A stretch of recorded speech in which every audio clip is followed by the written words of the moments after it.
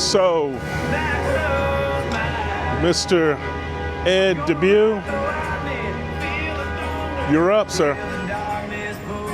Hi, good afternoon. My name is Edwin Debiew. The responses to the questions during this interview are not affiliated with any current employer or any affinity group I am a member of or belong to, or any law enforcement organization I'm a member of. Thank you. All right, Ed, we had to get that out of the way. Yes, sir. Makes you feel better, doesn't it? Yeah, it's okay. Okay. Checking the box. All right, so let's get into the first question I have for you. And I can't thank you enough for, Oh, you're welcome. for doing this. Can you share your earliest experience with law enforcement and how they shaped your perception? Because where are you from? We didn't even get into that. Sure. I'm born and reared in New Orleans, Louisiana. Yeah. Yes, sir. And you were a cop there for a while. I mean, you've done your... I worked at the Orleans Parish Criminal Sheriff's Department as a deputy sheriff. Yeah. Police-wise, I was a police officer for the Louisiana Superdome. They had their own police department. I got to tell you some stories about that, but I didn't know that. I did, yeah. I worked there part-time, big events, concerts, football games, things of that nature, while I was full-time employed with Louisiana Department of Public Safety and Corrections, specifically Probation and Parole Department. Okay. As a probation and parole agent. Were you at the Superdome when Katrina hit? No, sir. Okay. The reason I asked, I was a team leader there. We flew in. Really? I was one of the military members that came in to get them evacuated. Oh, good deal. Yeah, yeah. Thank you for your service, man. Well, no, thank you. Yes, thank you. All right, well, let me get back to the first one. Sure. Can you share your earliest experiences with law enforcement and how they shaped your perceptions? Sure, really quickly. Yeah. As a group of teenagers, group of friends of myself, we were in the French Quarter, New Orleans French Quarter, famous French Quarter. And it was late at night. Police officer employed with New Orleans Police Department said, get the blank off Bourbon Street. So the blank, fill in the blank, full letter word, perverse lips, for you Christians who read the Bible, perverse lips. Yeah. So in response, I replied to the officer, Bourbon Street doesn't close. And that response generated physical attack on myself from the hands of the police officer. So he had to put hands on you? He did. He called for backup, and next thing you know, I remember being pushed upon between the mirror and the door of a parked ambulance, and many would document that as a form of physical abuse. Oh, wow. By the hands of public servants. Servants. Yeah, yeah, definitely. So that was one impression there. Second impression, I was with a buddy of mine who played basketball at high school with me, local high school, and we were at a place called the Fudgery. A place in the, it's a place on the Riverwalk where they were known for singing cadences and songs while making fudge. Okay. People would gather around and watch the workers make fudge. So I'm standing there with a group of friends, and a police officer comes over and said, hey, you guys out here pickpocketing? I was like, wow, man. I was like, wow, pickpocketing. No, man. I said, yeah, you think that's constitutional? And he said, you know what? You think it's constitutional if I bring you outside and whip you a blank, blank, blank? I was like, oh, man. So that was my second experience. New Orleans has had quite the history of the physicality, though. Some would say. Yeah. Some would say it's documented. We got a lot of good cops out there now and back then and currently. But to answer your question, my first experiences with law enforcement when I was old enough to understand were not on the bright side. Okay, okay. What qualities do you believe are essential for police officers to effectively serve their communities? And take that back to where you came from. Sure. Well, man, you have to have active listening skills. Yeah. You have to have emotional intelligence. Be human. Yeah. You have to have critical thinking skills. We in law enforcement talk about the guardian approach. You got to be a guardian sometimes. Sometimes you got to be a warrior. But it's situational as well. So we need people with a human approach who can go into any neighborhood, any community, and effectively enforce the laws without any level of implicit or explicit bias. Yeah. And protect and serve those members of various communities. Okay, okay. And let me ask you this. Sure. What challenges do you see police officers facing today compared to when you started your career? Well, I can tell you this with the term of the buzzword, criminal justice reform. Yeah. Reimagining police work. How does that look? Yeah. Who's doing the reimagining? Yeah. We have civilian review boards. We're talking criminal justice practitioners Are we talking criminologists? Yeah. Are we talking East Coast, West Coast? Or are we going to the big brain, the think tanks? Yeah. Who's doing the research? So Yeah. I think some of the challenges we face today, well, people in uniform, I don't face them anymore because I'm not in uniform and I'm a retired special agent in charge, assistant special agent in charge with the U.S. government. So Yeah. I think with the vast laws of how we use technology right now, we have to deal with and keep up with technology. Criminals are using artificial intelligence to commit crimes. On the flip side, Artificial intelligence is looking at you right now. exactly. Yeah. On the flip side, law enforcement entities around the globe are trying to use artificial intelligence to help solve crimes. Yeah.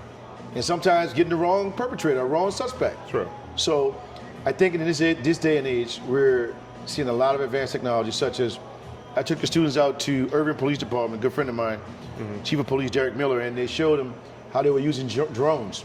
They were using advanced technology, Yeah. computer technology to have the drones fly in the sky Yeah. to report to a crime scene before deploying officers.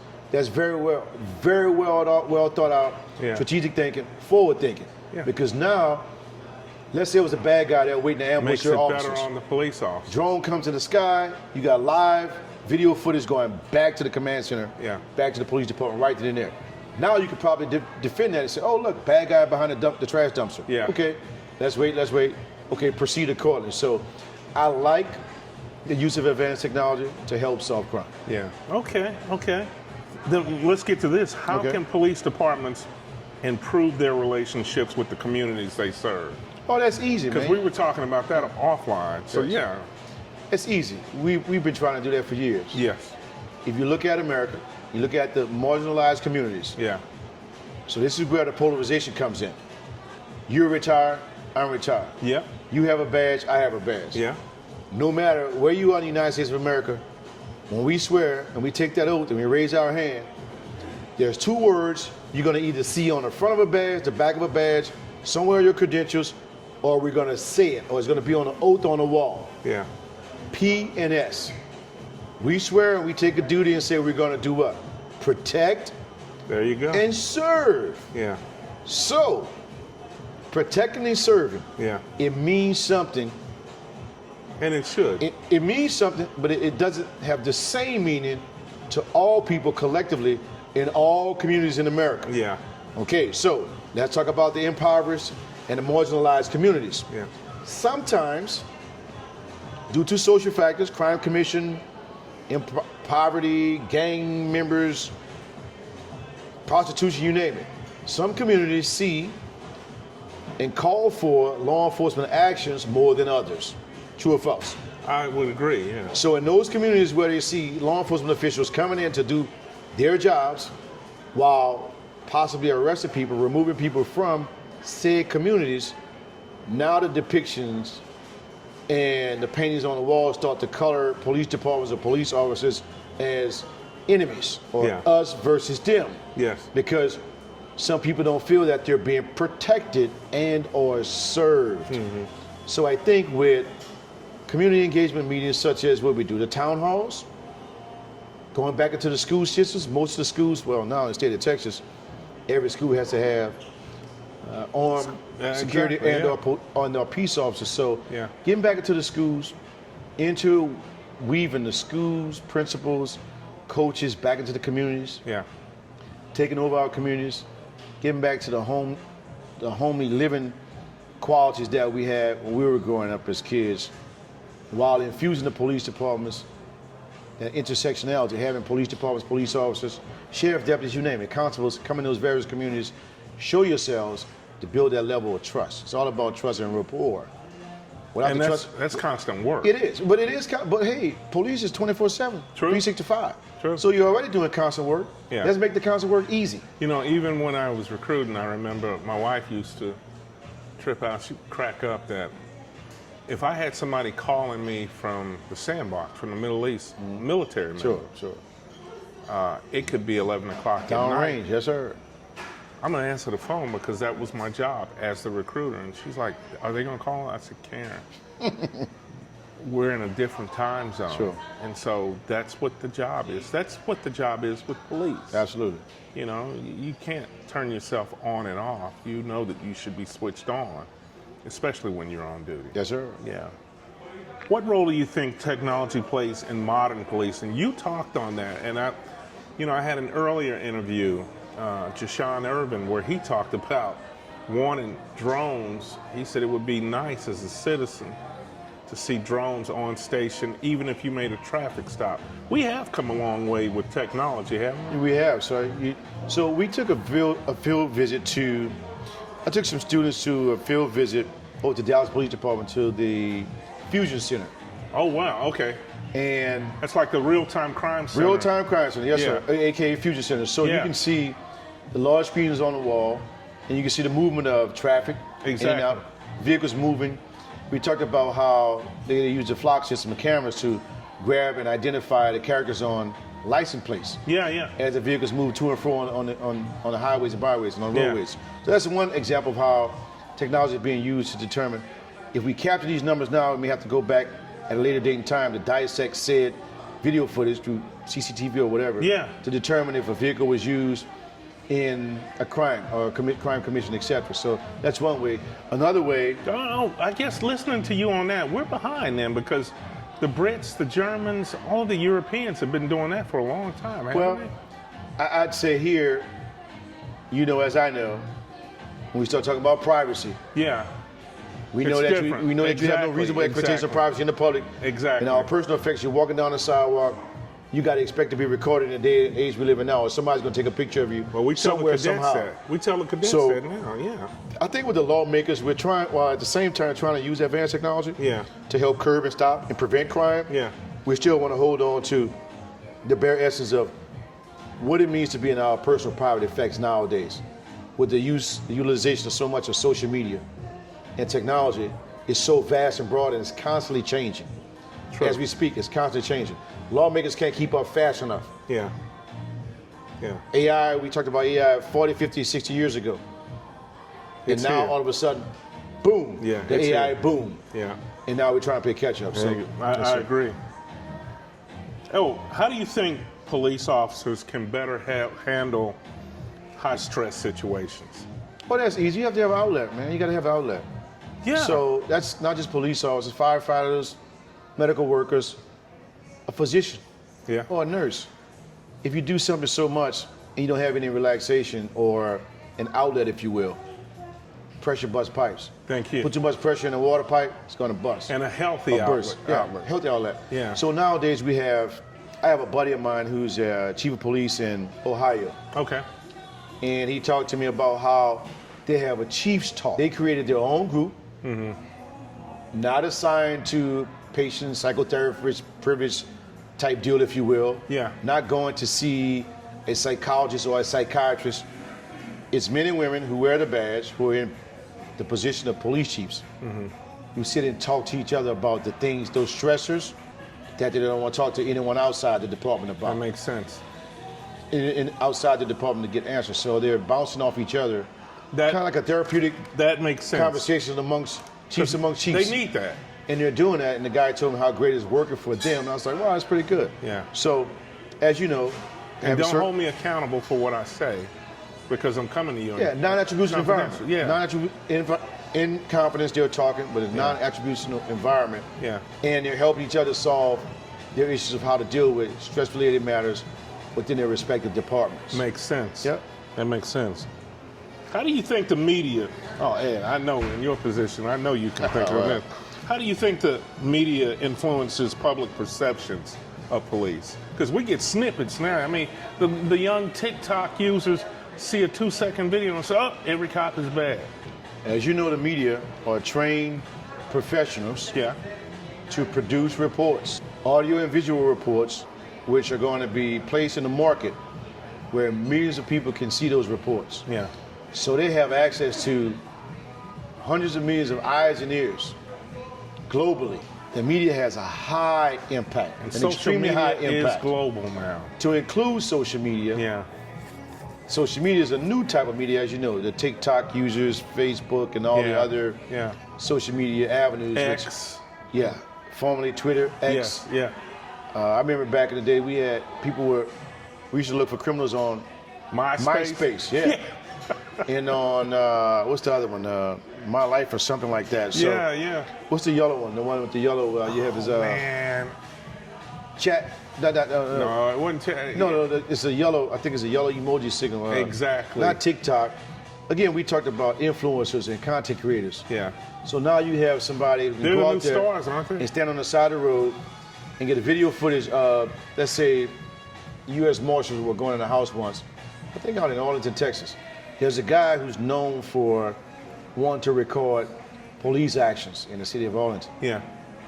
It was said that he would show up at scenes and want to record. So now we have to, Arlington police officers have to determine, is this guy infringing upon our duties to conduct our job in a safe manner? Do I, as a Texas peace officer, have the right to tell that guy, stand back 15 feet, or stand back 20 feet, or turn your camera off, or move away from our scene? It's an active scene. Police matters there, ambulatory, maybe other professionals. At what point does the police intervene and tell a recording person with the phone or with a camera, get away from the scene, or back up? And you tell the cadets now that they better get used to living in a fishbowl. Oh, yes, sir, big time. Yeah. Big time. Yeah, you lose most of your rights of privacy, even when you're in your personal effects. They're gone. Because when somebody see you in Walmart, they goes, hey, Officer such and such. Yeah, there you go. And I go say, hey, Mr. John Choyce, I remember you from such and such. Yeah. And then we will get that. So it comes with the job. Absolutely. Oh, wait a minute. What do you believe is the most rewarding aspect of being a police officer? I think helping people, saving people. Give you an example for the guys, the men and women who help rescue. You say you were on military duty. Yeah. During one of the Katrina. one of the most horrific natural events in mankind. So had 3 ladies show up. I was working an off-duty job in Fort Worth, and they older ladies. I'm gonna tell you this quick story. They walk up to me. I'm in uniform, police uniform. Okay. And they say, "Do you remember me?" Well, now see, that can be interpreted in so many different ways, and I got scared looking at them. They said, "Do you remember seeing us in New Orleans?" And they remember you. Wow. They remember me from being in my military uniform, shouting orders with some other friends out there to get people organized and get things straightened out. And I said, "Oh my God, you remember?" They said, "Yeah, we remember you. We just wanted to come and say hi." Because from Katrina, you had so many that dispersed. Displaced. Yeah. Correct. Out to other cities. Right. And I found that strange. But that's a good time. That's a good time. Yeah. And I say good time, having been in uniform, those are the times that we get those rewarding attaboys or pat on the back. Absolutely. From members in the respective communities where we either brought someone to rescue or we saved someone from harm. Yeah. So those are the good times of wearing the badge and being in uniform. Yeah. And that's what we're called to do. Sometimes you're going to run into some bad actors, Yes. which are out there. That's just what they do. Yes. They're trained to be bad They actors. sleep and eat just like you do. Exactly. And when we meet, we do what we do, they do what they do. Exactly. And go on about your business. That's it.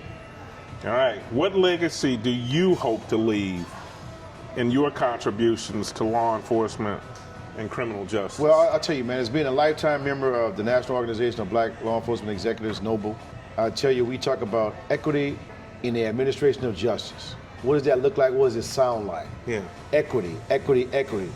When I hear the terms procedural justice, procedural and substantive the big law. name. Yeah. Constitutional policing. Yes. All these buzzwords. Transformational leadership. Yeah. Followership. Okay. Let's get down to the fundamental basics. Having respect for mankind and humanity. It starts right there. Yeah. Bingo. If you hire respectful people who have integrity, great ethics, gonna abide by the law, execute the laws in a fair, unbiased manner, everything's good to go. But when you have people who bring some of their bad thought processes or some of their biased ways and they put on a uniform and now you hide those personal bad ways behind the badge, It makes us all look bad. it makes us all look bad, but in due time, we will see who those people truly are. All it takes is one moment. Yeah. And then you're gonna be like, oh, we hired this person. Yeah, sometimes you don't get that person during the interview because people dress up and they give you a different answer during an interview. Yes. You may say, hey, the person did a great interview. We wanna hire that candidate. Yeah. But they may wash out during the background process. Or a lot of people escape and survive the background process And now it's not until they're on the job for 2 years, 3 years, 5 years, It's gonna happen. or even 20 years. It's going to happen. It will show And now itself. with social media, you get that post that somebody said There you something, go. There you or go. did something, or caught on camera somewhere. See, you're hitting on something. I was going to make that the last question. I got one other, because you're hitting on something, and I always used to talk about it when I was a recruiter, and I didn't care if you were a lieutenant, captain, or sergeant, because I had researched it enough. Mm-hmm. Selection, selection, selection. Yes. Who we select to put in our uniform to represent us is important. It is. And during that vetting process, I'm not here to be your best friend. If you're showing me something that's going to be indicative of you being a problem, it's better for me to cut bait at the end during that process. That's right. And say, hey, you know what? Wish you the best, but no, you're not going to be a good fit for our organization. That's right. I agree. Yes, sir. Something to think about. Well, Ed, Mr. Edwin. We done Debiew, already, man? We're I thought we done. had like 15. I thought we had 15 more questions.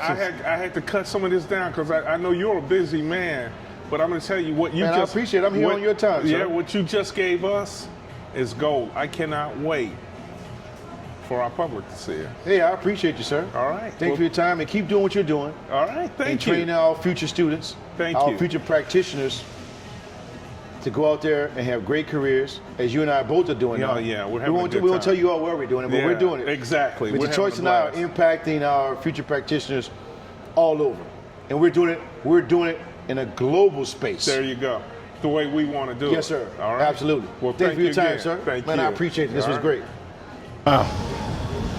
Mr. Ed Debiew. I just wanted to say thank you for that interview. You added something to the conversation.